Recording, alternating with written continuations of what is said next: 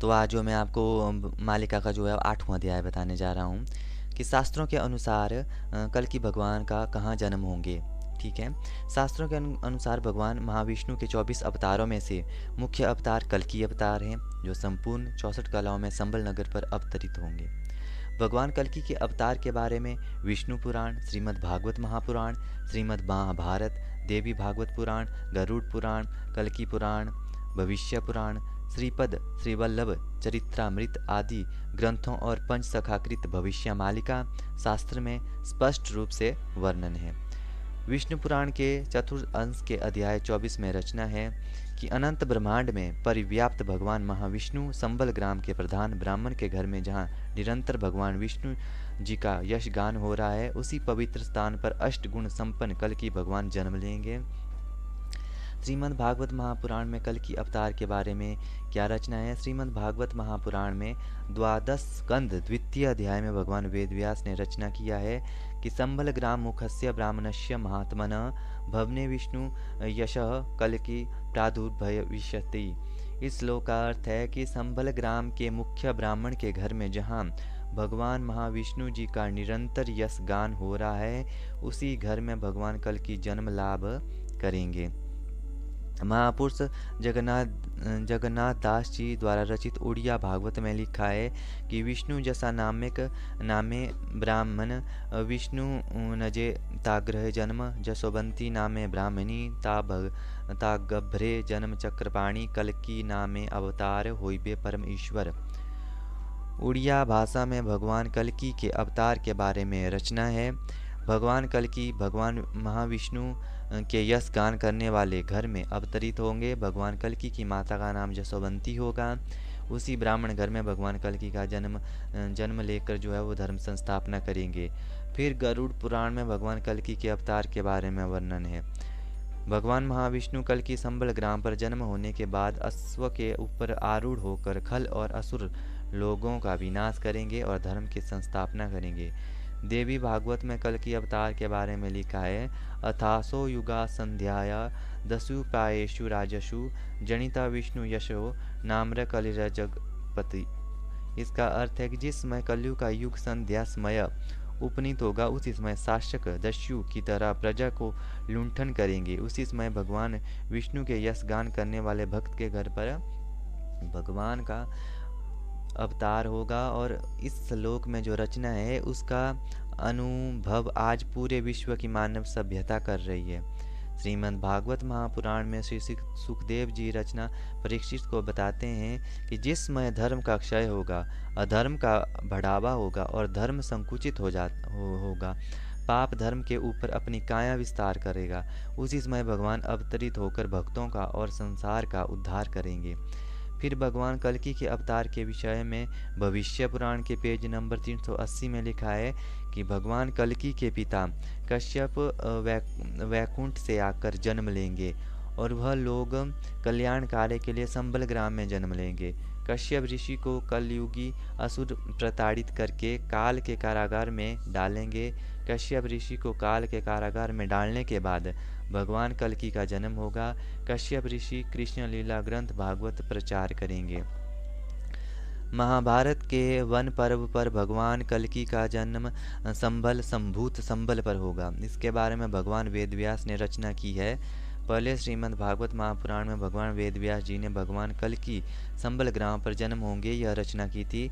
और दूसरे द्वापर युग में महाभारत युद्ध के बाद जब भगवान वेदव्यास जी ने महाभारत पुराण की रचना की, उस महाभारत पुराण के वन पर्व पर भगवान वेदव्यास ने दो मुख्य शब्दों का यूज़ किया है, एक संभूत संबल और दूसरा ब्राह्मण बसते शुभे।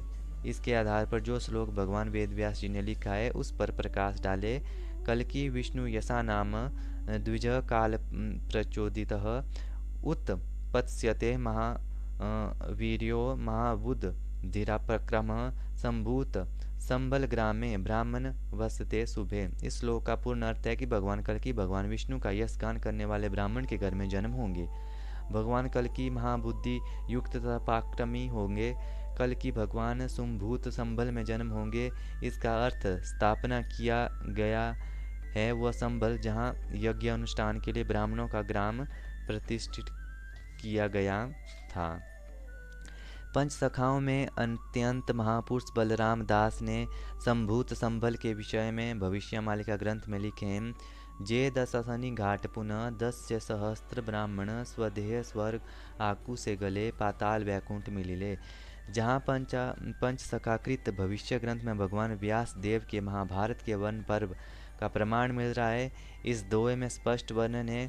10 अश्वमेघ घाट में 10,000 ब्राह्मण वैतरणी नदी के किनारे प्रतिष्ठित किए गए थे।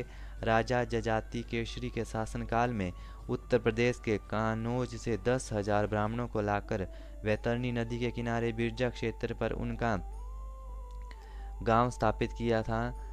उन्हीं 10,000 ब्राह्मणों ने श्रीमद वैतरणी नदी के तट पर अश्वमेघ यज्ञ किए थे, जिसको पंच सखाओं ने अंत्यंत में महापुरुष बलराम दास ने कली आगत भविष्यांत ग्रंथ में प्रमाणित किया है।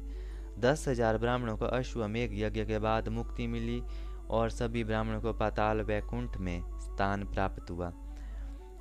यहाँ महापुरुष बलराम दास ने कली आगत भविष्यांत ग्रंथ में इस गुप्त तत्व के प्रमाण को प्रस्तुत किया है।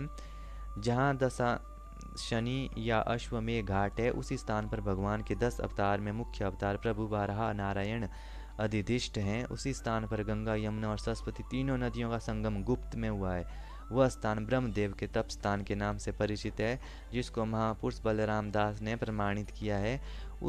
इस समय हमको विचार करना पड़ेगा कि जो भगवान वेद व्यास ने महाभारत के वन पर्व पर जो 2 शब्द लिखे थे, सबूत संबल और ब्राह्मण बसते सूबे, इन दोनों शब्दों के अर्थ से यही प्रमाण मिलता है कि पहला संबल जो मुरादाबाद में है, उसको छोड़कर एक नया संबल बनेगा। उसी नए संबल का नाम रहेगा संभूत संबल, और वहीं पर 10,000 ब्राह्मणों का एक गांव स्थापित किया जाएगा। और भी एक विचारधारा के अनुसार जिस समय ब्रह्मदेव ने बिरजा क्षेत्र पर धरती का प्रारंभ और प्रथम यज्ञ किया था, उसी समय ब्रह्मदेव ने ब्रह्मलोक से ब्राह्मण देवता और ऋषि मुनियों को लेकर यज्ञ अनुष्ठान किया था।